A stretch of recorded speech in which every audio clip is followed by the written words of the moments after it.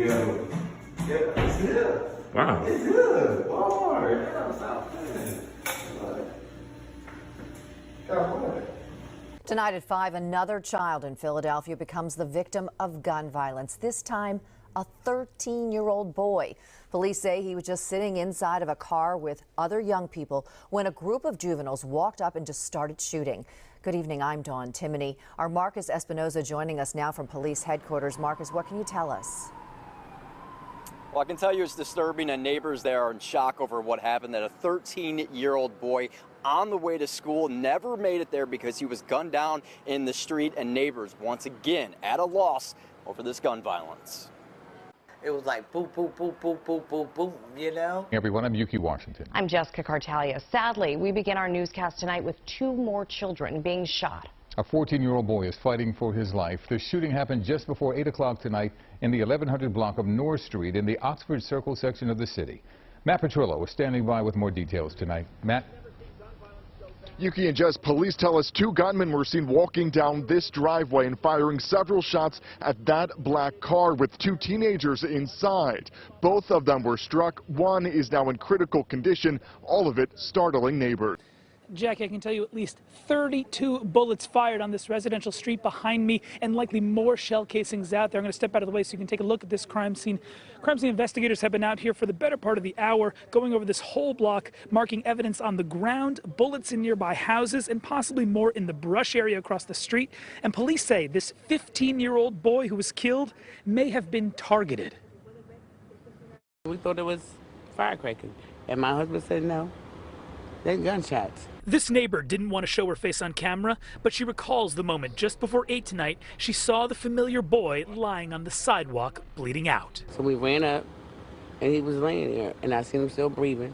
So I told my husband to call 911. But in less than an hour, the teenager was dead. He was shot multiple times. He was shot in the head, the neck, the chest, the torso, and arm. At least 32 bullet casings were found on Sydenham Road tonight. No guns recovered. But okay, let's get out to Shawnette now on this shooting where an 11-year-old has been killed tonight. What can you tell us about this, Shawnette?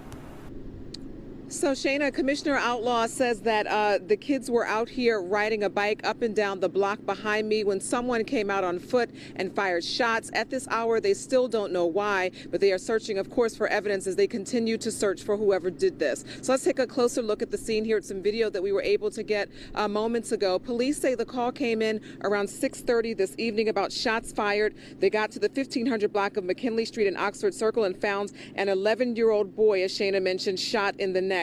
He was initially listed in critical condition, they say, when officers took him to the hospital, but he has since died. The 14-year-old he was on the bike with was shot in the arm and leg. That 14-year-old boy is in stable condition, we're told right now. Commissioner Outlaw was on scene and says the boy...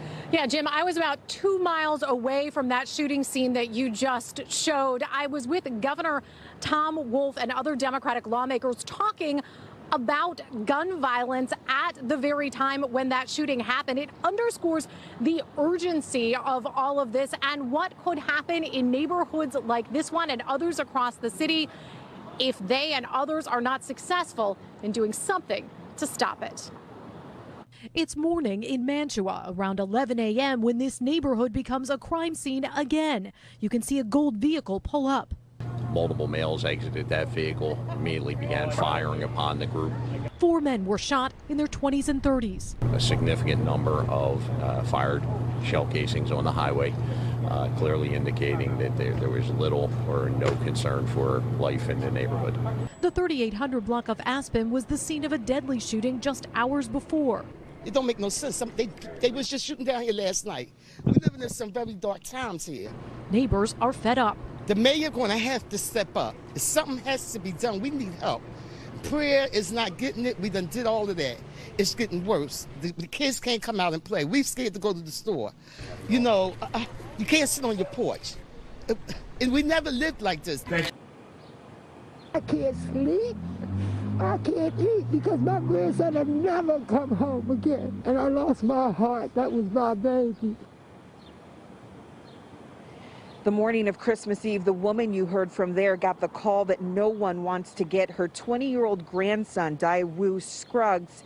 had been gunned down while waiting for his bus to get to work. The shooter chased him down, firing at least 15 shots in his direction. The entire thing was caught on video. Police now say 16-year-old Amin Hurst was the one who pulled the trigger on that aspiring comedian. On March 20th, Hurst was arrested and charged in that murder. But in between Scruggs' murder and those charges, there was another shooting. That time, 4 people were shot in a car. 2 of them died. Last week, Hurst was charged with those murders, and while he was behind bars, police took a closer look at a gun connected to him. That's when they discovered that gun was connected to another unsolved murder that we told you about as breaking news right after it happened in March. A 20-year-old man who'd just been released from jail was gunned down on the grounds of the Curran Fromhold Correctional Facility. Police say it appears as though that man was the tragic victim of mistaken identity. Now, Hurst, he may be a teenager, but it certainly did take some time for the authorities to track him down. The fugitive team, as well as the U.S. Marshals, they were searching for him. They say he was aware that they were looking for him, and he was going from place to place. He is now in custody and facing charges as an adult. Reporting live this morning outside of police headquarters, I'm Pam. Year-old is wanted tonight in the shooting death of a 79-year-old grandfather. The victim was gunned down while driving. Eyewitness News reporter Alicia Reed is live in Trainer with the very latest on this investigation. Alicia? Neighbors tell me children were playing in the park behind me when that car spun out of control and came crashing. Thankfully, no one else was hurt. The hunt is on to find 14-year-old Zafir Tinsley Jones. Police say he is the person responsible for shooting Robert Womack. The victim was driving with his 18-year-old grandson and another teenager when Tinsley Jones allegedly shot him in the head Wednesday evening. My husband ran over to see if the driver or anybody in the car needed help. Neither teen was hurt. The senior citizen drove less than half a mile before losing control, hitting 3 cars, then crashing into a mound of dirt. Jim, take a look. You can still see the tire marks out here in the middle of Broad Street. Look, everybody knows Broad is one of the main arteries that runs through Philadelphia, but somehow Saturday into Sunday overnight, these drivers were allowed to block off the intersection, do donuts, do drifting, and students tell me it was entertaining until it wasn't when somebody opened fire. They call it drifting. Some know it as doing donuts. Early Sunday morning, it was the entertainment right in the middle of Broad and Oxford Streets by Temple University's campus. Many students were in the crowd, including junior Daniel Capelli, who took this video. Everyone was having a good time. It was pretty peaceful. I mean, obviously the cars doing donuts, that was it. And then all of a sudden, kind of a commotion. It all happened so quick. Gunfire came from this car, possibly trying to get through the crowd. The video has been posted and shared to open social media accounts, and Philadelphia police are investigating.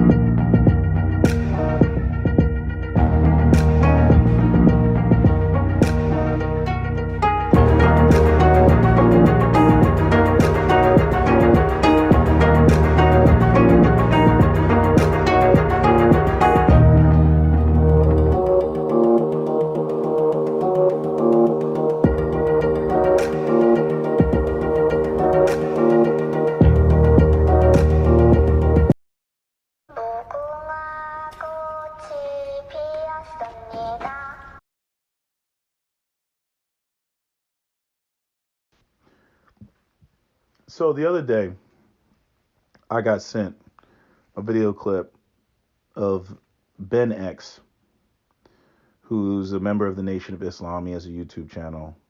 I've seen his content before. I've watched a couple clips. He likes to upload a number of clips of Minister Farrakhan. And the brother that sent me the clip asked me,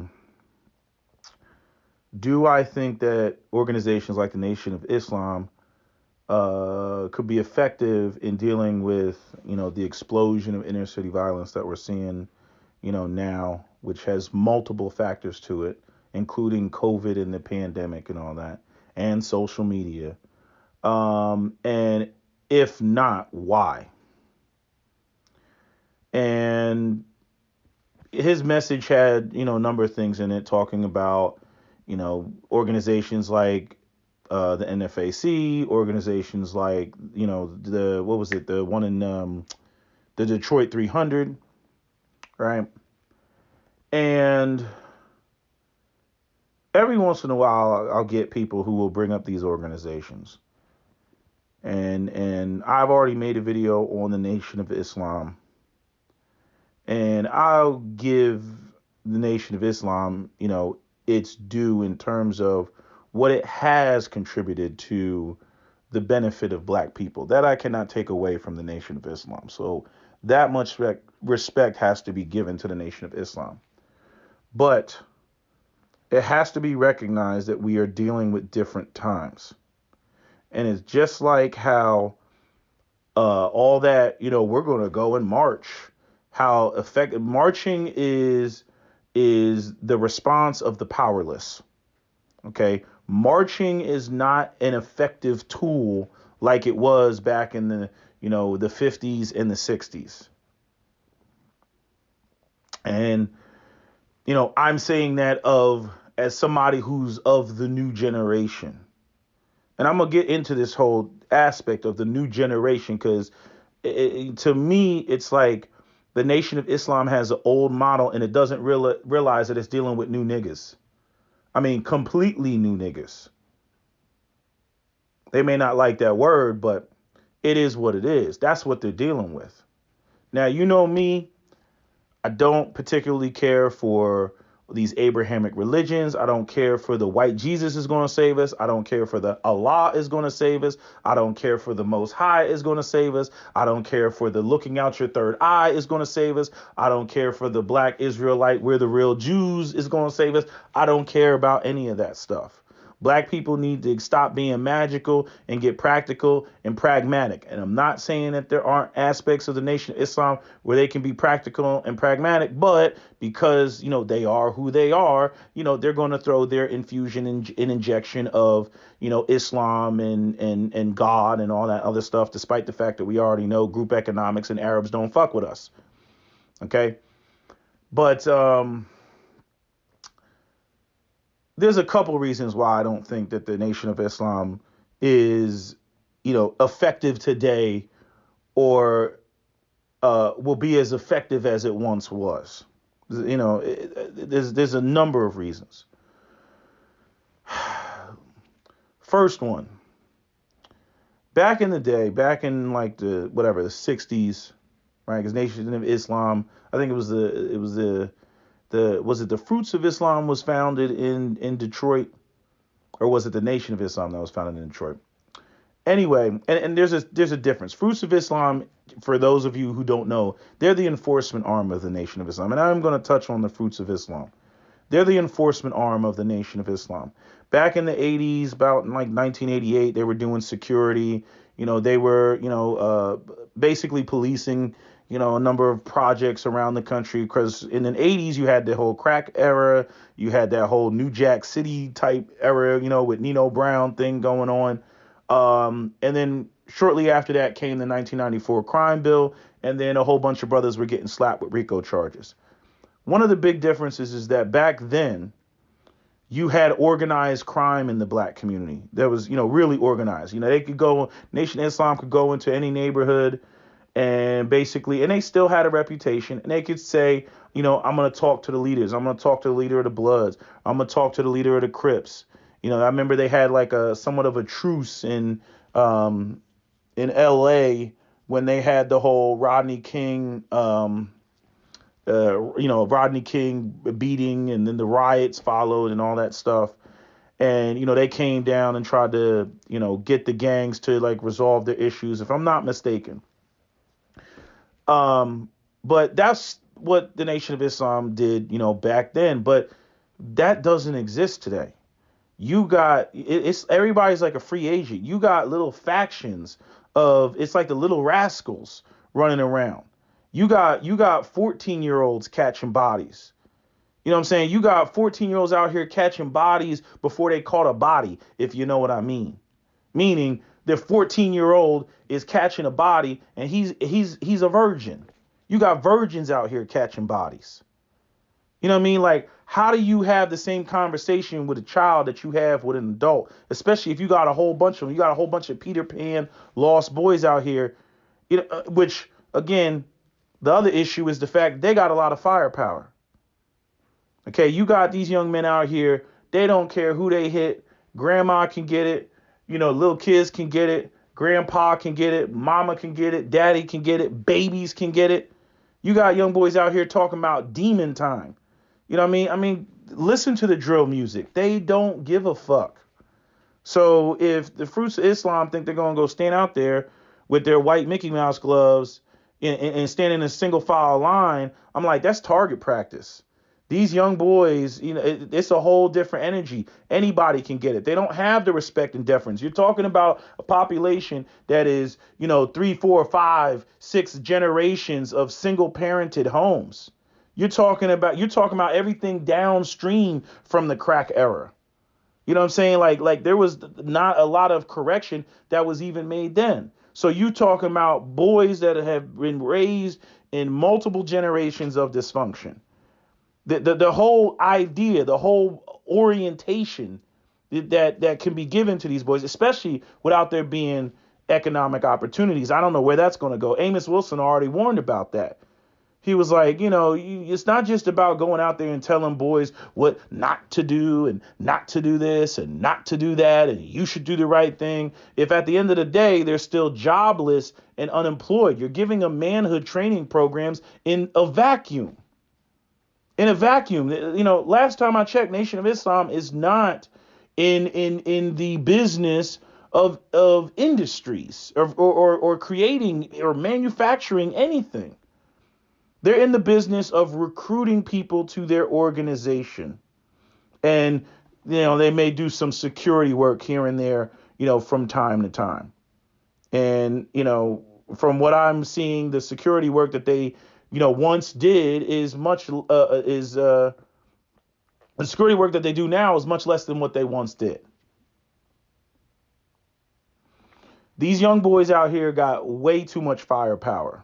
And I'm saying it as somebody who's pro Second Amendment, but they got way too much firepower. And they don't have a deference for the Nation of Islam like that. Like these young boys don't know history like that. They don't know who you are. The funny nigga with the bow tie.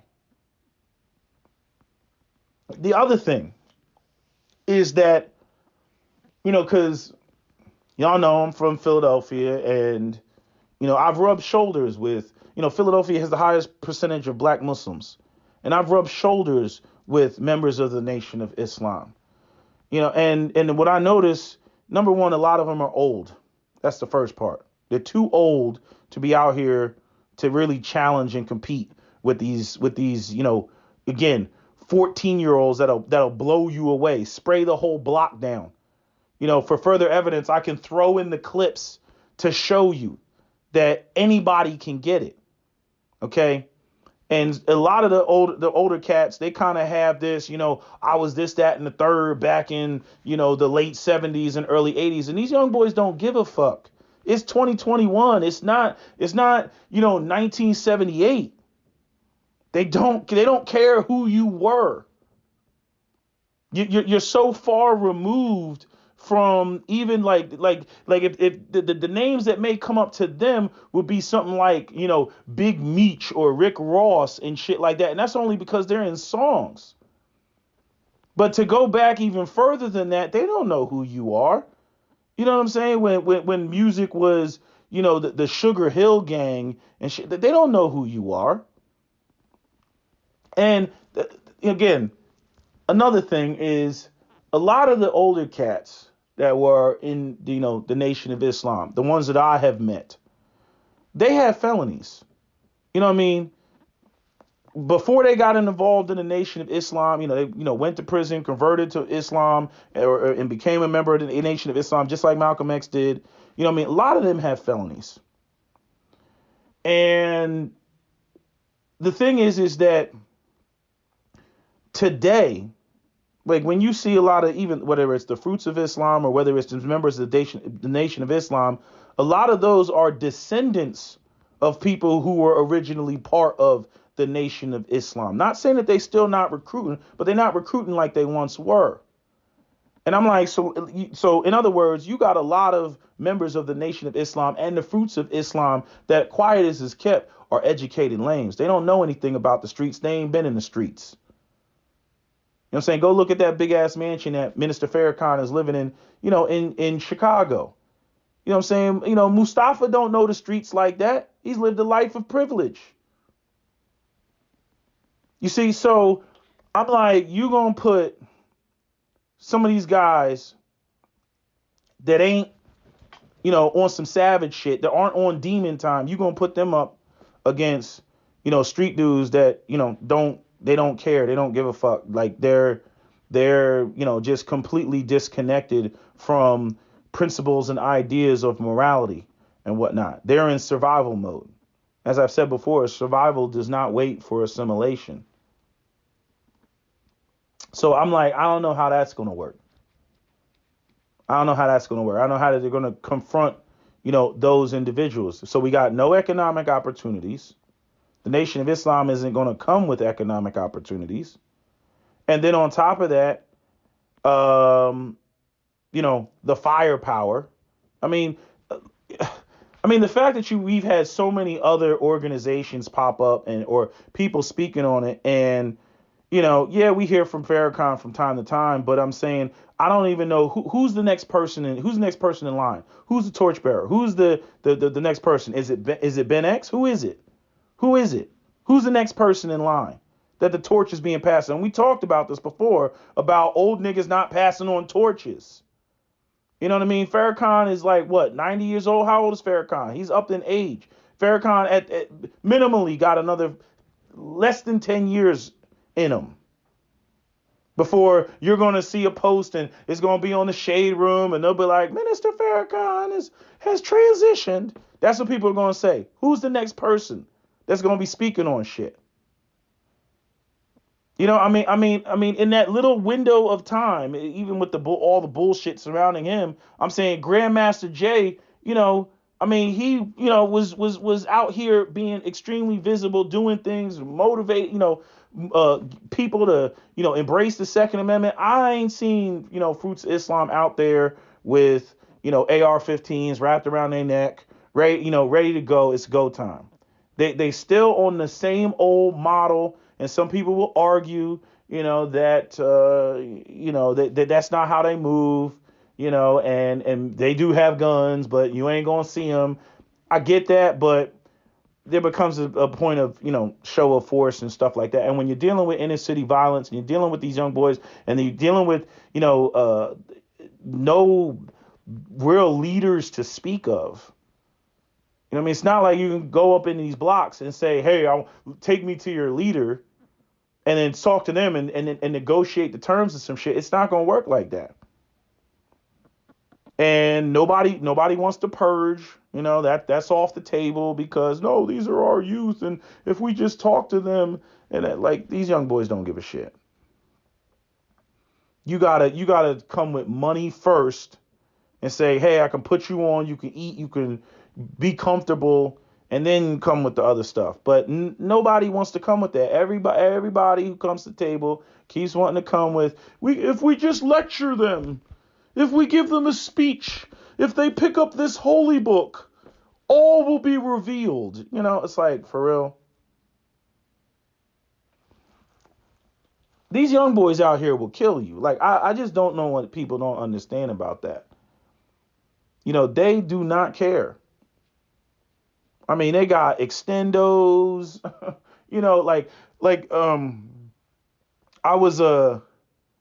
I had a trip down in Florida and, one of the dudes that I know down there, he's a street dude And he was, he was putting me on game. And he was just like, yeah, he was like, yo, they move different down here. And I was like, what you mean they move different down here? Because he's originally from up top. He's like, they move different down here, man. I was like, okay. He was like, okay, like see that boy right there? Like we were in his whip. I'm in the passenger seat. He's showing me around the town and everything else. Like he's like, see the boy right there? I was like, yeah. With the backwards back on, I was like, what's that? Like some crisscross shit? The jump, right? Like that's what I'm thinking of when I see people wearing shit backwards, hoodies backwards, hats backwards, and he had his backpack on backwards. When I mean backwards, like his backpack, the one you can sling two arms through, was on his chest. Right? And I'm sitting there, I'm like, okay, so like, I guess that's just their style. He was like, nah. He's like, that backpack ain't empty. He was like, nah, that nigga got a Draco in that shit. I'm like, he got a Draco in the backpack? And then go online, go on YouTube right now, pause the video, and type in walking through the mall with a Draco. Walking through the supermarket, Walmart with a Draco. These guys are walking around with damn Dracos and shit. Like, I'm like, oh man. Like, again, the firepower. And this goes back to that whole scene in, what was that shit with the bus ride, with the, Straight Outta Compton. What's the dude's name? OG Two-Tone or whatever it was. What was the name? That wasn't OG Two-Tone. What was it? It was something Two-Tone. But anyway, that whole bus scene, and, I've talked about it extensively with Cap about, he was like guns and muscle. He's like, the shit that goes on now, he's like, it wouldn't have gone in the back of the day because, like back in the day, if somebody, let's say a guy was beating up on his wife, the women didn't have to call the cops. They would say, you keep acting up or you keep doing this, I'm gonna call the Panthers on you, or I'm gonna call the Nation of Islam on you. And most dudes would straighten up. But now, you know what I mean? Like you try to run up on some of these young boys. Please, man. They will spray you down.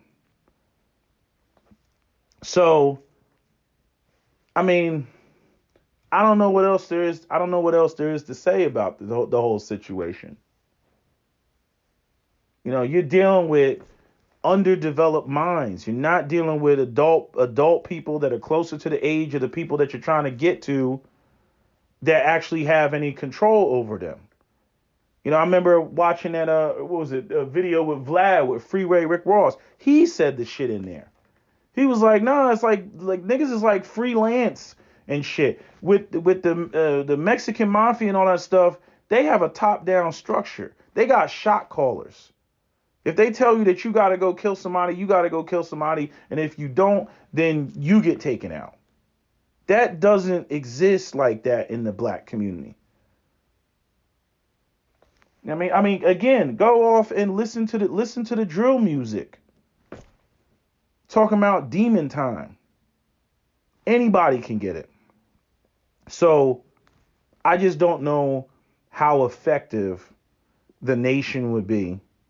And, for those that want to go and point to the Nation of Islam because that's their enforcement arm, I don't know how effective they would be. That's cool that they can, stand around Beyonce at a concert or something like that and try to look intimidated. These young boys are not intimidated by the Nation of Islam. Not when they got extendos and, pull up with a stick. Pull up with a stick. Like, no, I'm sorry. It doesn't compute to me. They got 50 round drums, all that. Like, it ain't the goddamn 60s. And they think they can get away with it. Chop you down, get away with it. Now, whatever happens in prison, since there's a large Muslim population in prison, that's a different story. Maybe things will be different, and the nation has way more pull, in prison, but outside the prison, it reminds me of that scene in The Bronx Tale. Your guy is bigger than my guy up there, but my guy is bigger than your guy down here.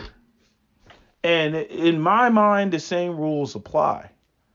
I'm like, whatever influence the Nation of Islam has, it ain't on the young boys. Because the young boys, to me, they're lost boys. Like there's a severed connection between the even the fathers of these boys. If the fathers of these boys aren't around and the boys don't respect the fathers, you talking to the father thinking that you can straighten him out and that he can straighten his son out, like that connection is broken. So you're going to have to figure out how to get to the boys some other way. Do I know the answer to that? No. But, again, I'm more of like, I have like a more of a balanced approach, and it heavily leans towards the whole aspect of economic opportunities and starting that as early as possible with, future generations. But at some point, like some of these folks is going to have to, you got to purge. You got to purge. And I noticed that Nation of Islam ran into the same problem in 1988 when they were trying to police the community as what we talked about earlier, with this whole, having your hands tied behind your back, because the Nation of Islam got hit with the Defamation League and they were getting all type of accused of, that they were engaging in sexism because of the roles that they wanted women to play. I mean, it was just all type of bullshit. It was all type of woke culture, even back then, that was trying to, because the government doesn't care for the Nation Islam, and I think the Southern Law Poverty Center, whatever the hell it's called, considers them some sort of racial terrorist organization or some crap like that. You know what I mean? Which we know that they're not. But that's how so the government tries to come up with all type of, ways, to discredit, the Nation of Islam. So, they got to move, in a particular way. Again, hands tied. But it's almost the same as what I say about, law abiding, card carrying, CCW, legal gun owners versus Ray Ray and Pookie. So when there's a magazine ban and they say, oh, you can only have whatever, 10, 15 rounds in your gun or whatever, like that restricts the law abiding person, but it doesn't restrict the criminal. And so when you got to follow the rules in order to try to clean up and fix the situation, but the person that you're dealing with doesn't follow the rules, you're not going to be able to follow the rules in order to, get to the goal that you're trying to get to. You got to come up with some other sophisticated way. It's kind of like how they got Al Capone. They didn't get Al Capone on murder. They didn't get Al Capone on racketeering. They didn't get Al Capone on money laundering. They got Al Capone on what? Tax evasion. You see, so you got to come up. But that's the federal government. But when you're trying to clean up your own community, and then everything that you would do in the community, because some people are going to have to be hit over the head. That's just the reality of it. Like you're not going to go out here and police the community and not crack some eggs. That's impossible. But again, like how many people are really willing to do that? Like even with the members of the Nation of Islam, again, the older generation, a lot of them guys were felons. They didn't care. They already had a felony. They didn't care about getting dirty. But the newer generation, these guys that, they're more religious than anything. And they got wives and they got family. They ain't about to sacrifice what they got going on with the family or the house that they're living in and every whatever they're engaged in, however they're making their money or making a living, they're being the patriarch of their family. They're not about to go out here and start cracking some eggs and then get caught up and jammed up, which again, the white man system is eagerly waiting to do, and charge them with whatever, murder, or charge them with, assault and battery or something else like that, putting hands on somebody. Because I'm going to be the first one to tell you that some of these young boys, they need an ass whooping. You know what I mean? They need an ass whooping. But since they out here shooting first. I don't even know how you can get to the ass whooping without shooting back. You know, yeah, sure. There will be some young men that will be moved by words, and they will be moved by, all of the feel goodery of talking about being black and being woke and we was kangs and original man status and God said this about us and that. Yeah, there'll be some people that are moved by that. But what you gonna do with the savages that are out here? You know, who you like, again, it's like a rabid dog. Like, it's not the dog's fault that the dog became rabid because somebody let it out the yard. You know what I mean? So now you got this rabid dog that you really can't, like, the dog is so diseased that you really can't, communicate with it. You can't get it to see the light. What do you do with that dog? Because that's how I end up looking at a lot of these young boys in the community. Like, what do you do with the rabid dogs? Do you put them down? Who puts them down? You know what I mean? Do you just start locking them up? That's the same thing, the system of white supremacy. Just lock these niggas up, right? Yeah, we fucked them up, and now we're going to lock them up, right? We fucked them up with our system, and now we're going to lock them up. And say, oh, see, they're just like that. It's their culture. It's in their DNA. You know what I mean? But at the same time, when you got a community of men that are trying to, have a safe neighborhood and they got kids to raise and everything else, it's like you got to put that on a scale. Is it more important that you raise your kids in a safe environment? Or is it more important that, you don't do to these young black men what white supremacy would do to them? You see? It's a very fucked up situation to be in. But trying to think, I don't really have much more else to say about this. It's a different day and age. You got lack of economic opportunities. You got these young boys that are, 4 or 5 generations in, single motherhood, fatherless homes. So the dysfunction is rampant. They can't even look to their grandparents, for guidance. You know what I mean? Like I'm entering that phase. Like I'm entering the phase of, some of the people that I went to school originally with, if they had a kid early enough, they're becoming grandparents now. You know what I'm saying? So like we've already seen this. You start, again, Jim Jones, freaking Cameron, come home with me. Come home with me. Where grandmothers is 30. Like that's some real shit. Yeah, where grandmothers are 30, meaning she had a kid at 15. Then, when she becomes 30, her daughter has a kid at 15. You know what I'm saying? You got people that are in, just multiple generations like that because, they, it could be 4, 5, 6 generations only spanning past, the last, 30, 40 years or something like that. And you're like, how is that possible? It's like 15, and 50. Like you come from a whole line of people that kids having kids. Yes. Living in poverty generationally. That is what you're dealing with. You're not dealing with, what Minister Farrakhan was dealing with, back in like the 60s and shit like that, where you had, black people who at the very least either had grandparents that had it together or had parents that had it together. Like when you're only dealing with one generation of dysfunction, you can at least talk to somebody and be like, yo, what happened? Oh, I got hooked on drugs and everything.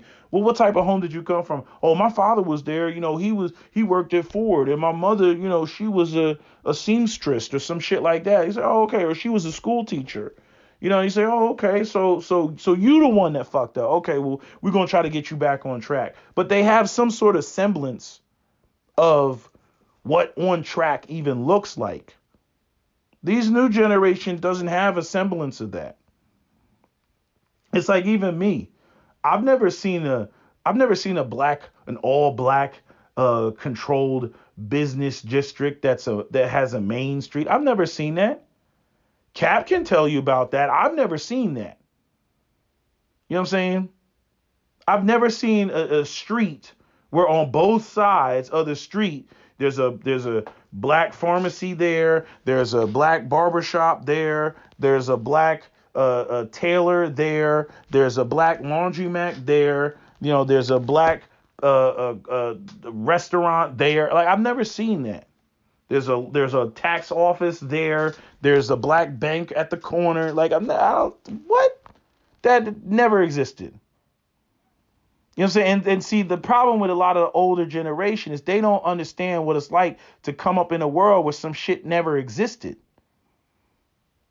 I mean, again, we could talk about Bastards of the Party and all that. You can go watch the documentary with Bones and all that. I mean, there's a lot of stuff that was pointed out in that documentary. The children that came up after the civil rights movement.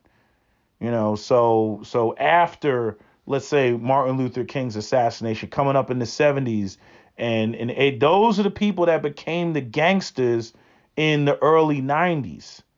You know what I mean? Like, when you look at the ages, of a lot of these rappers, you know what I mean? These guys were born in like 1968, 1971. You know what I'm saying? Like, hold on. Let me pull this shit up. I'm gonna pull it up right now. Let's go with Snoop Dogg. How old is Snoop Dogg? Let's see. Snoop Dogg age. Snoop Dogg Snoop Dogg is 50 years old. He was born in 1971. Bastards of the Party. So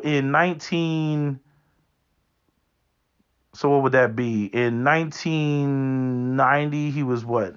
19 years old? You see what I'm saying?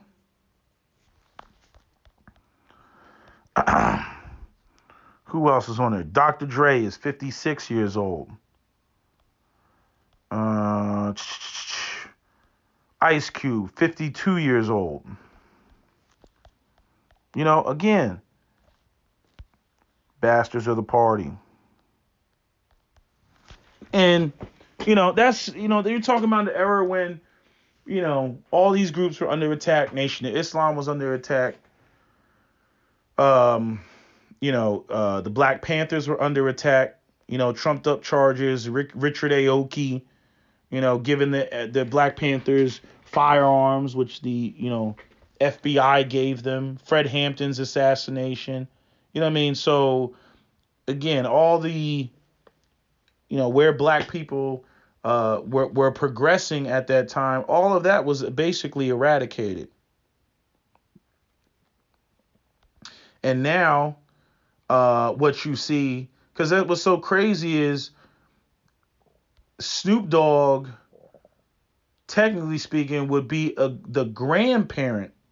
No, would he be the grandparent of what you see? How old is his? I don't know how old Snoop Dogg's daughter is. I don't know if maybe he's not old enough to be a grandparent, but maybe if he had a child, very, very early. I think he's got an older son. But I'm saying, nah, he might be a little bit too young. So I'm thinking the people, you talking about people like in their 60s. That you're looking at their grandkids. Yeah, probably I'd say about 60s. You're looking at their grandkids. You know what I'm saying? Because if I had a kid, if I had a kid early, you know what I mean? Or like when I see these ages of like, 14, 15, 16, I'm like, damn, like if I had a child, like that's pretty much how old they would be. You know what I mean? So like, I'm like, that's my generation. You see? So maybe Snoop Dogg and Dr. Dre and all them, that's not their generation. You got to add another 10 years to that. You know what I mean? But the original people, some of the original, people that you saw during like the civil rights movement and everything, those people are in their 80s and in their 90s, like Minister Farrakhan. So people are trying to ride the coattails of legacies of the actions of people that came before them and say, oh, we're the same people, it's the same organization. And that's not the case. Just like with the NRA, like today's NRA is not the NRA of the past. They had that whole coup in the 70s and a restructuring and whatnot. It's a different NRA. And the NRA is like the one that exists now with Wayne LaPierre is damn near dead. People going over to Guns of America and everything else. So people hold on to the name. It's just like Smith & Wesson. Like Smith & Wesson not Smith & Wesson, Springfield Armory. Like that name was like bought and sold and bought and exchanged and sold. Like it doesn't mean it's the same thing. Now, again, with the Nation of Islam, some of the key people are still there. But a lot of those older people, especially with the fact that with black men, shit, we don't even live that long. You know what I'm saying? Most niggas just, they we got prostate cancer, got, colon cancer, if they're smoking, COPD, emphysema, cardiovascular disease, coronary artery disease, diabetic kidneys, diabetic nephropathy, just all type of shit. But those are the biggies, I don't see too many black men having cirrhosis of the liver.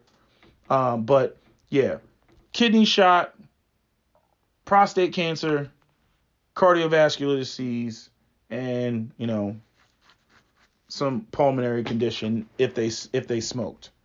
But if they engage in any of that, those guys are gone. They're gone. All of my grandfather's friends, all of them are dead. All of them are dead. You know what I mean? And they came up in the height of the civil rights movement. So, you got to look at the fact that we're dealing with different generations. It's new niggas on all sides. It's on all sides. You're not dealing with the same people. I know they want to, try to grab that sort of clout, but I can say for certain that these young boys are on some completely different shit. It is not 1992. They're on some completely different shit. On top of the fact that a lot of them got money. I was watching some interview with Method Man at the barbershop, and he was like, where are these young boys getting all this money? Yeah, social media, TikTok, Instagram, just the way, putting music on SoundCloud. You know what I'm saying? There's all different type of ways to get money. The drill music, it's the rap game, that whole going to all these labels and shit like that. Like, there's all different type of ways that they make their money. So, they don't care about, and then once, like, the thing is, like, once they go down that path, like, they don't care about what you got to say about some shit. Nigga, we over here getting money. That's how they look at the shit. You old, you dusty, y'all niggas did some shit the other way. It goes back to that, what was that song that, they're responding to J. Cole, that YBM, what's the boy's name? I can't think of what it is, but some of y'all know what I'm talking about. Let me see this shit. What was that song called? J. Cole.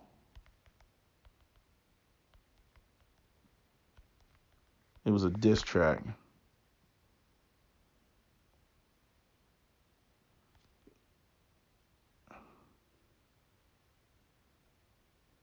J. Cole, 1985. It was the response to 1985. What was it called? I can't think of what the video was called.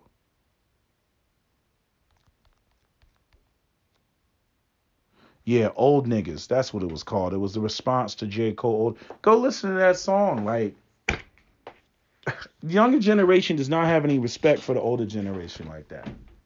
As far as they're concerned, you failed. You failed them. Like, they don't get anything from you. They don't eat off of you.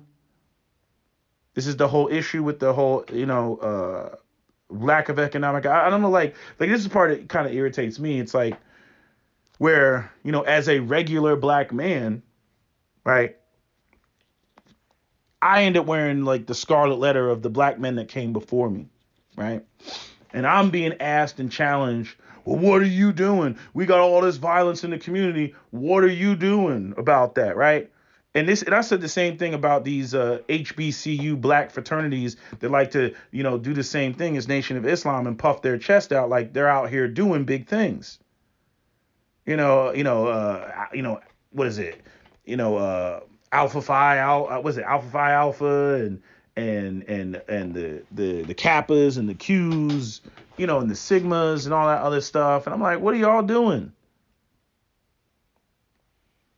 Like nobody out here, no black men, I don't care what your organization is, no black men out here are doing big things in the community and turning this shit around at the collective level. First off, I think that all these organizations, if anything, all they do is fracture us, but people are going to be on what they're on. I would prefer if we operated as a monolith. I don't know why black people got to break into factions. Same problem with Africa. I told you. Too diverse, too many different languages and cultures and shit like that. Meanwhile, white people took over Africa because they just put all their shit underneath the umbrella of whiteness. Where black people, they're like, oh, you don't worship the God, the Abrahamic God that I worship that isn't even indigenous to the continent of Africa. It came from outside of Africa. Like that's us. So, to me, all black men bear that criticism about what hasn't been done or the failures of the community and whatnot. We can talk about the retardedness of the women and whatnot, but I'm saying, for those especially that came before us, like the shit wasn't responded to. Like even when I talk about the gender war stuff that I brought up, that I was talking about, I was going to speak on before this little interjection here. Even when it comes to that, you know what I mean? Like, I'm dealing with the tail end of the shit. These women think the way that they think because of, shit not being done or responded to when it should have been responded to back in the day. And I don't know whether the internet makes the situation better or worse. I mean, there is the free exchange of ideas, but I don't know whether it makes it better or worse. Because a lot of the negative shit can be perpetuated more. And even though now we can counter a lot of it more. But I'm saying, it's like, what was going on when, Alice Walker was dropping The Color Purple and there, like nobody said anything. I know some people said something, but I'm just saying, it's like shit like that. Like shit was already out of hand. I can go and pull up the I remember when BGSIB Moore, he had the video clip. They were talking the same shit about feminism and patriarchy and everything, and the video's in black and white. So I'm like, this was already a rising issue back then. This was an issue going all the way back to the Patrick Moynihan report. You know what I mean? And so you talking 60 years of just like inaction, just like nothing's changed. It's just the same. You know what I mean? But you're gonna have organizations that stand up and be like, no, we was on some other shit. It ain't us. We had nothing to do with that. But then they want to be respected as leaders of the community. They want to be respected. They want somebody to come through and give them deference and shit like that. You know who we are? We're the Nation of Islam. We're the fruits of Islam. These young boys don't give a fuck. It don't give a fuck. It's like it's almost like a band or like a group, artist or something that doesn't realize yo, we don't listen to that anymore. Like rock and roll is dead in the black community. We don't listen to rock and roll. We listen to drill music. That's what we're listening to right now. Like they don't even realize like their albums aren't selling anymore. And again, I have not seen, where the torch is. Where's this torch being passed on? The irony is the only person that I've seen take on the gender issue from the Nation of Islam is Shahrazad Ali. She's the only one that's actually, tried to speak, to that issue, that has a face that resonates with all of us, because when I came online, she was relevant. But people act like all this stuff is not a problem, and I'm like, it's a problem. The family unit is the fundamental unit of the community. If your family is fucked up, your community is going to be fucked up. But people want to sit there and be like, no, we gotta go out here and, put in the work. It doesn't matter if our relationship dynamics are messed up. It doesn't matter if the women are thinking and feeling and believing certain. It doesn't matter. Just go out here and do the work and everything. And then again, we come to find out all this, stuff where it's like, no, you just want to rule women. I'm like, what? So you go out there and do the work and have the resources, and it turns into, that's a problem. Sounds like patriarchy to me. It's like, God damn, like, so you don't really want, no, I don't want this. This is not what we wanted. That's nice that you have all your ducks in a row, but I will not subscribe to this, that. It's like, again, and all these religious organizations, all these religious groups, just think about how far, how just off course we are. The black community started in religiosity. We started in Christianity. We started in Islam and all the principles that they put forth and everything else. But none of that matters when you got people still existing and operating in poverty. It's one of the reasons why I say Nation of Islam and Christianity and all that shit, they got the worst recruiting tools ever. Like, I'm like, you got these young boys out here flipping fentanyl, making money with the drill music and everything else, and you're going to try to sell them a broke, dusty, pious lifestyle, especially when dusty has become word of the day. That's the crazy part. I'm like, so let me get this right. So you're going to fix the community by coming through and selling these niggas dust when they got an inferiority complex about being dusty. You know what I'm saying? I mean, listen, you got freaking, what's his name? Little Baby, his song. You know what I'm saying? Like, how's the shit go? Something about, big body Benz, remember when I used to be dusty? I'm like, and you're going to come through and sell religious dust. Religious dust. You know what I mean? Like, people ain't seeing, like, nobody's seeing how any members of the Nation of Islam are living. You know what I mean? How you living? Where's your car? Oh, none of that's important, brother. We got spiritual this and spiritual that. I'm like, okay. I'm like, good luck selling that, to these young boys that are, they think they're clout chasing and trying to get, respect and like, to me, their desire for acknowledgement and respect it's still there. Like, it's still there. Despite them being a savage and everything else, they still want the girls, they still want the cars, they still want the money, they still want that stuff. You know what I mean? Like, again, people want to sit there and they want to talk about all this pious shit. And I'm like, women don't want that pious shit.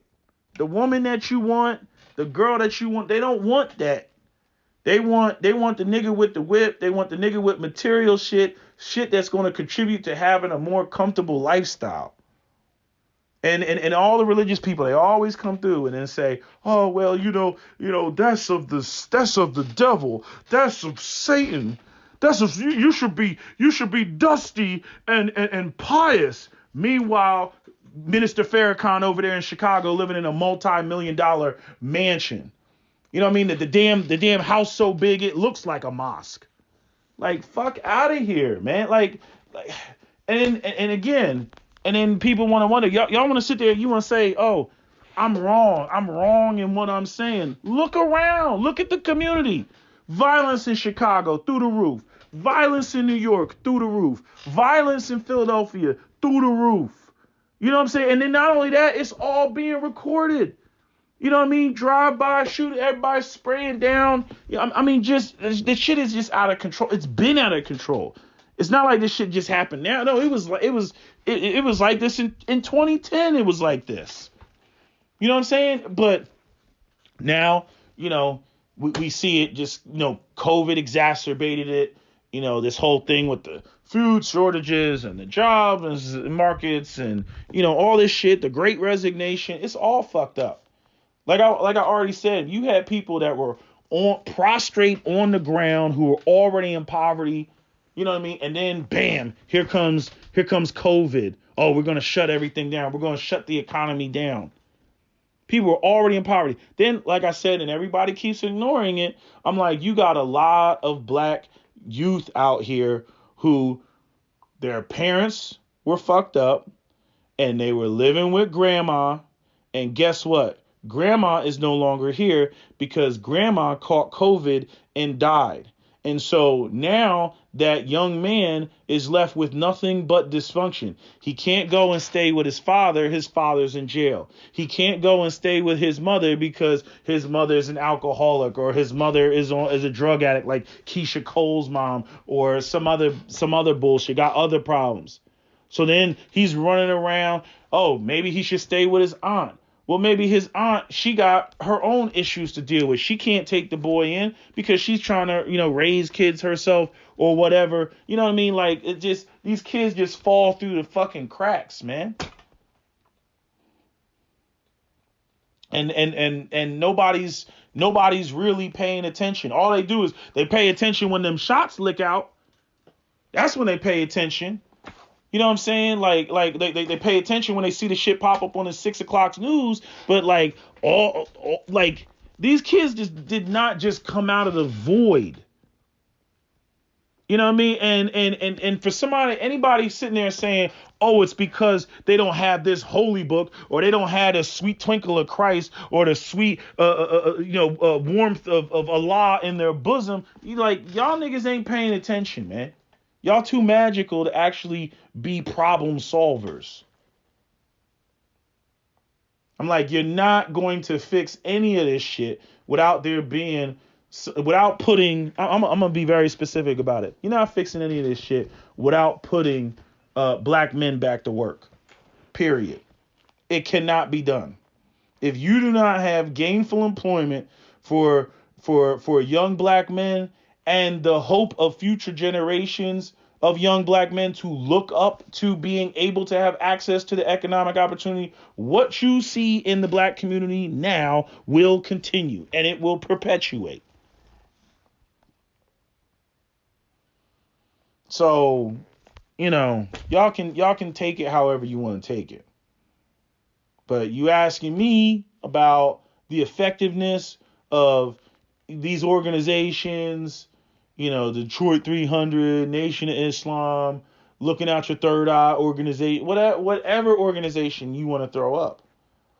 I'm like, one, we need the economic opportunities.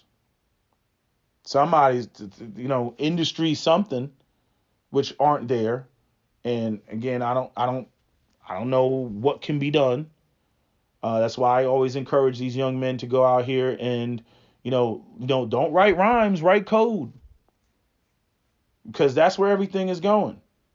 Y'all should be making apps. You should be talking about, oh, I'm making money on TikTok. We should have had a TikTok. We should have created our own TikTok or own social media. And then what's the other thing? With the issue again, the whole respect for the whole that shit is gone. But there was another issue about the economic opportunities, and there was another thing I was gonna say. I just lost my train of thought. Hold on a second. Getting all type of messages. Oh, yeah, and that whole point about having a real enforcement arm. And like I said, I don't know how it would be. I don't know how anybody would go about doing things, but men do have to be put in check. That is a fact. Young men will always think that they're invincible. They will always think that They can do it better than the older generation, and they have to be made to recognize that they cannot. They have to be made to recognize that they don't have the power. They have to eat off of you. They have to get opportunities from you. They have to need you. It's like black men kind of get it twisted where, we get stupid like the women and start running around believing in intrinsic respect. Just like women run around with their, that they're intrinsically valuable to men simply because they have a womb. And we know that that's not the case because it's like, if she's not beautiful to us or beautiful to a man, no, she's not as equally as valuable as a more beautiful woman. That's just not how it works. And so all that old school black people stuff, I brought you here, like that's not gonna hold water. I brought you into this world and I'm gonna take you out. Yeah, that worked, back in the day on some Marvin Gaye type shit. Yeah, that worked back then. You know what I mean? When Marvin Gaye's dad had the revolver, you know what I'm saying? But nah, like now, these young boys got extendos. You know what I'm saying? They got, all they got to do is go and get one of these, build kits, and slap a Glock together. Slap a P80 together, which I was going to make a video about these kits. Cause if you're not a prohibited person, I believe that people should be able to make their own firearms. But even I have to admit, I'm like, it is a little bit too easy to go out there and make, these kits. It's just a little bit too easy. Cause I've already contemplated in my head. I'm like, it's illegal to do that shit in like the blue states, the liberal states. It's illegal to do it. But I'm sitting there. I'm like, but if I really wanted to do it, I could easily do it. I could easily break the law and go and do it. You see what I'm saying? So, again, technology. When the technology advances, there'll be when we all have Millennium Falcons, they'll be like, you can't go, faster than the speed of light. We clocked you at warp 5. You know what I mean? Like once technology gets to a certain point, I don't know how you police certain shit. They'll just have to make more laws and more laws, which is what the liberals are trying to do. But again, criminals are going to do what they want to do. It's the whole thing is all around just a different period in time. And I don't feel like a lot of these so-called well-respected black organizations, respect or recognize that.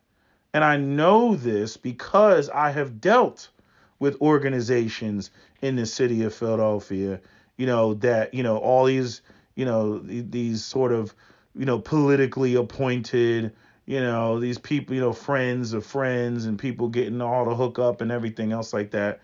And, it's like their whole, like they really think they're doing something.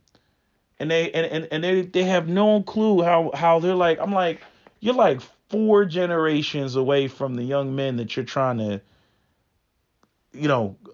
trying to steer in a particular direction.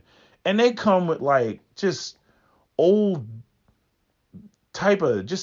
lines that just don't resonate anymore.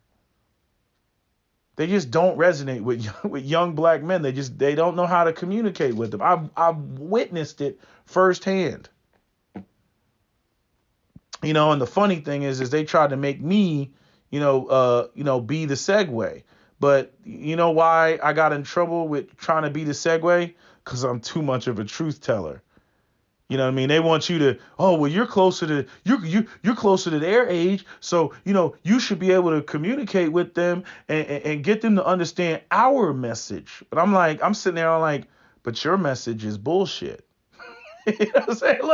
Like your message is bullshit. I'm like, we was Kangs. And I'm sitting there and I got young kids asking me, okay, well, if we were so great, 5,000 years ago, why aren't we great today? See? I'm like, but you ain't got no answers for that. You see, it was a mess. Their whole way of trying to facilitate these sort of ideas it was a mess. It was a legit mess, and because it's like I'm dealing with, let me say this, and I'm going to end this video off. One of the biggest issues, and I touched on this before in this video, because I'm just doing this off the cuff, but it's the fact that a lot of these older black men and women included, I'm talking about the ones that are like, heading in, they're either in retirement, usually they're in retirement or heading towards retirement and stuff like that. They grew up in an environment where they actually saw functioning black families, at a critical mass. They saw functioning black families. They saw functioning communities, right? They saw, a general sense of order. This is why the civil rights movement was able to happen the way that it did. Because all black people were disenfranchised back then. All of them felt the impact of white supremacy, right? But now it's a lot more fractured. You got the bougie niggas and, the field niggas and, the ones that don't want to, not have, and then not only that, there's a whole hustle when it comes to, help the youth. Like you saw the video clip that I just posted, right? The one dressed in Paris Milan and the brother, touching her and stroking her and whatnot, which she went off about. But if you listen carefully in that clip, that brother was like, yeah, 347, right? Trying to get the number. And then what did he say? He was like, yeah, I'm over here. That was bullshit. He made that whole shit up. I'm trying to help the youth and da-da-da-da-da, trying to pull on some heartstrings. Man, let me tell you, there are tons of old black men that operate on that hustle, that operate on the I'm helping the youth hustle. And when it ultimately comes down to it, they be skimming off of the top. Whatever funding they're getting, community funding, federal funding, whatever they're getting, they're skimming that bitch off the top. And then they going off and funding their own personal lavish lifestyles. Okay? So, it's like, people rail into this with Umar Johnson. They be ripping into Umar Johnson about that shit. Like, where's our school, nigga? Where's our school? Please, man. So, there is a, we're going to help the youth hustle, to try to be the spokesperson, the face of, I'm fixing it, but I will be paying myself in the process of fixing it. And don't get me wrong, nobody can do it for free. I'm not asking anybody to go out there, and be a monk, but I'm just pointing out that, there is a hustle component to, help black boys, but not really help black boys. There's a hustle component to it. And that doesn't get called out enough. And that's why when I saw that clip, I was like, man, I know that talking point. Yeah, 347, yeah, I'm out here trying to help the youth. So, if you want to, help me help the youth, you know what I'm saying, sister? Fist in the air, right? And that whole time, all that dude's trying to do is slide in some gushy, Like I told you, a lot of the members of the Nation of Islam that I've come across, felons, got kids spread all over the planet and stuff like that. Again, different generation. I don't know what this new generation is on, but I'm saying if they're the children of that generation, then I'm like, then you got the same problem as educated lames who are not a part of the Nation of Islam. You're not going to be able to go in and send in your troops of men that never been through some shit, a bunch of ELs with bow ties. You're not going to be able to send them in there to go deal with, dudes that are in the streets. You would have to recruit from the streets to handle the streets. So you would have to recruit from these prisons and then get them into the fruits of Islam. Now, I'm not saying that they don't have that. They don't have any of that. But you got a lot of members that are a part of the Nation of Islam now that are generational members of the Nation of Islam. And that's completely different than that original, recruitment of the first wave, back when, Malcolm X was alive and stuff like that. Brothers had already been beat over the head and jammed up by the system. And, Nation of Islam gave them a sense of identity and a sense of purpose and a sense of belonging.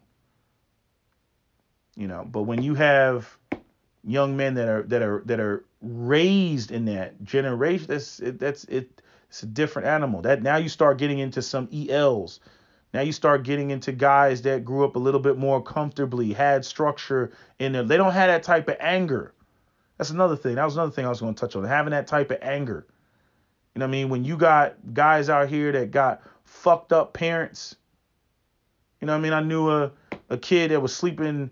He was like sleeping in like some, I don't know what it was. It was like a homeless shelter. I'm like, how do you have a kid in a homeless shelter? But the whole situation was he didn't want to go home and he was coming into class. The whole issue was the teacher told me he was coming into class and he was tired and he smelled bad and the other kids were ragging on him because he smelled bad.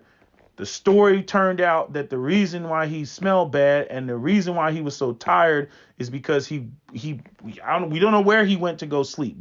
He went to some facility or some homeless shelter or something and was trying to sleep, which I don't even know how you could sleep as a child in there with grown ass people around. But I think they knew something, so they made accommodations or some shit for him. But anyway, his mother was prostituting herself in the house when he would come back from school.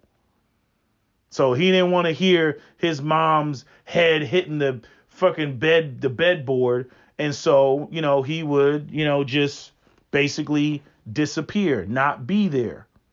You know what I mean? But then he would be up all night and then he'd be sleeping in school and then he didn't take a shower because where's he going to take a shower at? So he was stinking and the kids were clowning him. And so, he had a lot of shit going on.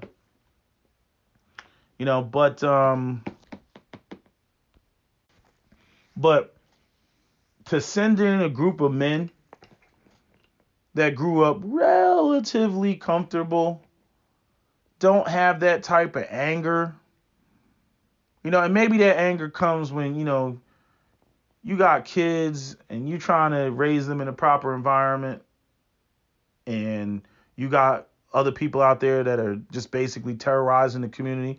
Yeah, that'll have you with a whole bunch of anger and shit like that. One of the father's children in the neighborhood get killed or something. That'll draw some anger out of you. But I'm saying in terms of the guys that haven't gone through anything, it's like what you see with boxers. When you get, the boxers, why the Mexican boxers are so good? Because that's their ticket out of poverty. Anytime you get a boxer that comes out of poverty, he's always going to be better than the kid that was like, oh, I want to go into boxing and I want to. He's not hungry like that. So you don't put a domesticated dog in the ring with, starving wolves. If I can put it a certain way, if I can use an analogy, you don't put them in the same space. The domesticated dog is going to get gobbled up, in my opinion. Unless he has, superior equipment and superior capabilities and superior organization and superior tactics. But like I said, I don't see any black organization coming with that. We are the most talkingest people ever, man. We love to talk. We love to talk. You know what I mean? But at the end of the day, like I always say, it comes down to fuck are you gonna do about it? That's the phrase. Fuck are you gonna do about it? Yeah, I hear you talking, yada yada yada. Fuck are you gonna do about it? I'm on the block, nigga. I'm selling. I'm shooting. I'm busting. You come around here, I'm busting you. All that. Okay, fuck are you gonna do about it? See, when somebody's operating like that, in other words, there's no way around that. You're gonna have to crack some eggs. And when it comes to black men, just cross the board. You know what I mean? I don't really see anybody who is even remotely comfortable, willing to sacrifice what they got going on to go in there and crack some eggs so that we can have a better community. All we've had over the last couple generations or so are the people who can leave. They leave and they go somewhere else and they say, well, I'm not around it. I'm over here living in this white community, so I don't have to do anything about it. So that's not my problem. And so you end up with this environment that's a cesspool. It's a brain drain. All the people that are the most capable leave. You go back to, the 60s and the 50s. If you were a black doctor, you were living in the neighborhood. If you were a black lawyer, you were living in the neighborhood. You know what I mean? If you were, a tradesman, or if you had, some other type of, you were in the neighborhood. The white, you had all those housing covenants and all that shit. Black people couldn't live where the white people lived. But once desegregation took place, and then you had the, families like the Myers, I want to live in Levittown, Pennsylvania. Once you have families like the Myers, and every black person that could left. And then what you end up with is you end up with a community where you have, the people that are, arguably, lower IQ, or just generally, maybe their parents aren't, the upperly mobile ones that can move out. And then you end up with, this environment where, people are not getting, different perspectives. This is what you see with a lot of the new mixed low income housing. They try to mix it up. It's one of the reasons they do that, because the white folks figured out a while ago that if you take all the poor folks, that have limited capacity, and I'm saying maybe some of those kids have a greater capacity than their parents. A lot of times the apple doesn't fall far from the tree, but sometimes you get a rose that grows out of concrete. But if they don't get certain, access to different ideas and ways of thinking, chances are they're just going to continue this cycle in that situation. So they created this whole mixed housing situation so that they have access to kids who have better educated parents and more resources and stuff like that, so that they're exposed more, and so that they feel, okay, it is possible, let me go out here and do that. You see? So for the black community, it's like, look, I know because my parents did it. They, lead pipe. The house got ransacked twice. This is when my parents, were, living in Philly. House got ransacked twice. They came in and they didn't steal anything. They just literally came in and they knocked everything over, turned all the furniture over, threw the TV on the ground, took a bat to the TV, just because, just a bunch of teens, just, doing dumb shit like you see today. And then there was a fight in front of the house, and my mother said that a lead pipe came flying through the window, and my mother was like, that's it, we're done here. And then, there was me, and raised in the burbs, and the rest, right? But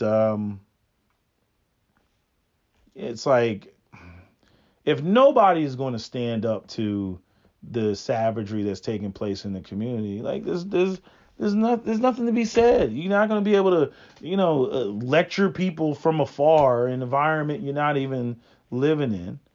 I had that, again, another issue I had with some of the black leaders in Philadelphia. Motherfuckers had the audacity to tell me that you don't have to live there in order to fix the community. I'm like, show me a Chinatown with no Chinese leaders in it. Show me a Jewish community with no Jewish leaders in it. Like, fuck, what are you talking about? You know what I mean? Like, they just want to come down like Superman every time and time again. Look at me, kids. Get a good look. Get a good look. Yes. Be inspired by my presence. As Jay-Z said, my presence is charity. Okay, kids, time for me to go. Up, and away. Right? Like, that's literally the black leaders of Philadelphia. They're not living where the shit is going down. No. Which also highlights and demonstrates just how ineffective they are and how weak they are. in terms of, going out here and having an enforcement arm. And check, these young boys know that y'all don't have an enforcement arm. Go, if you doubt me, okay, go run over to one of the, go into Chicago, since, Farrakhan's house is in Chicago. Go over there and ask one of these drill music, go ask the shooters of FBG Duck. Go ask them if they know what the fruits of Islam are. Just be like, you know what the fruits of Islam are? They'll be like, what is that? It's like a underwear company? It's like Fruit of the Loom? Like, what is that? They're not gonna know. They are not gonna know. Oh, yo, you mean them old ass niggas in them black and white films? Yeah, that's what you mean with the Mickey Mouse gloves. Oh yeah.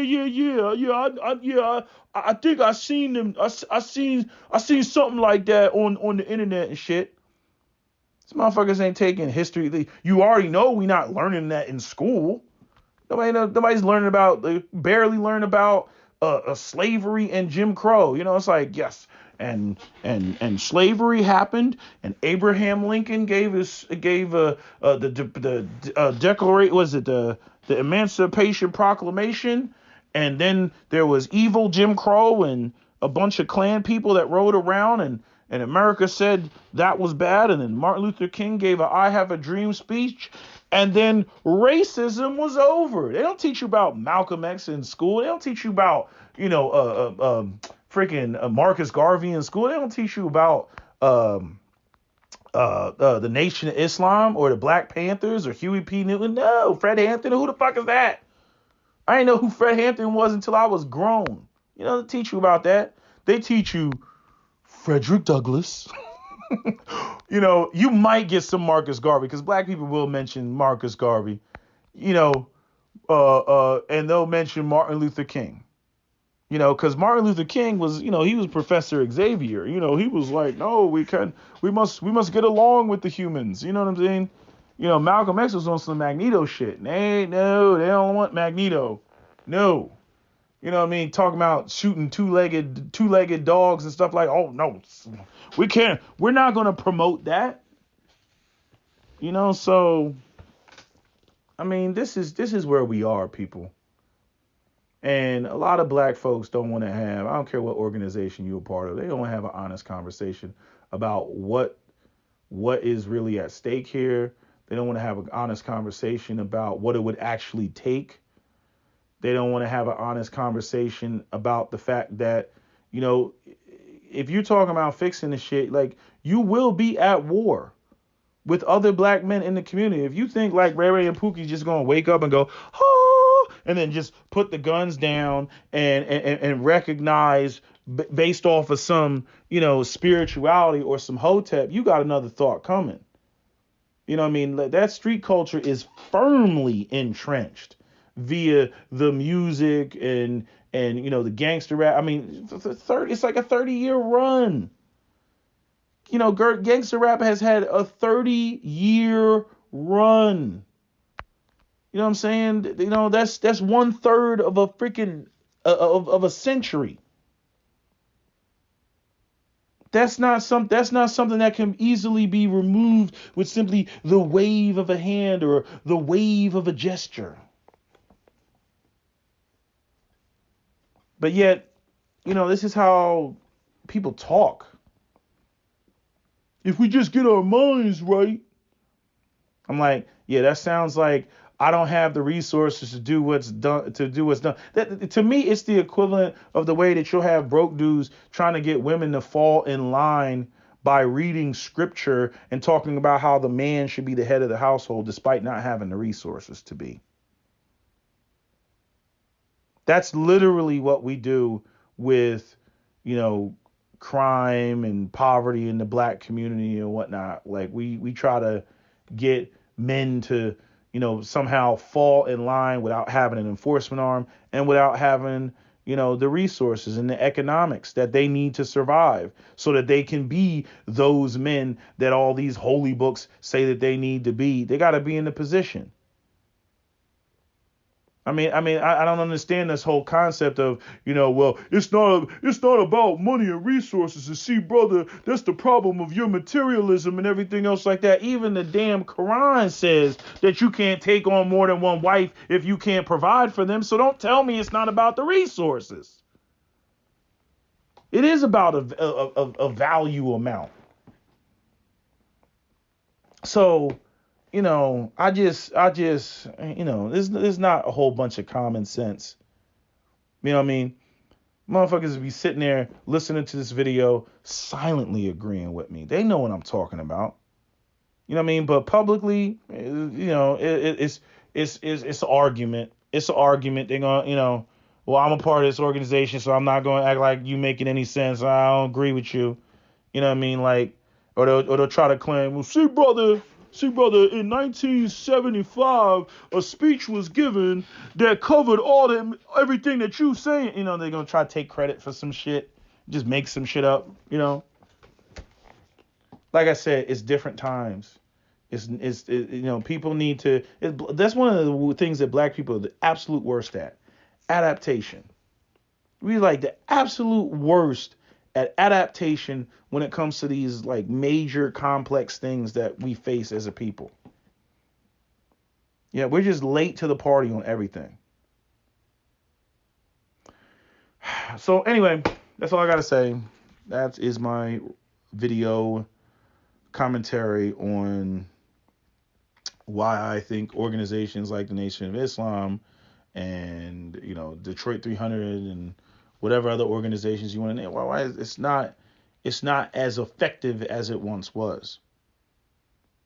And I think that it's a point that definitely needs to be brought up, because I'm just saying, if you were trying to find a way to make it effective, if I don't toss it all in the recycling bin, the points that I brought up in this video are points that would have to be addressed. And nobody really wants to dive deep into that. So, anyway, that's my video. SWP out. It don't make no sense. They was just shooting down here last night. We living in some very dark times here.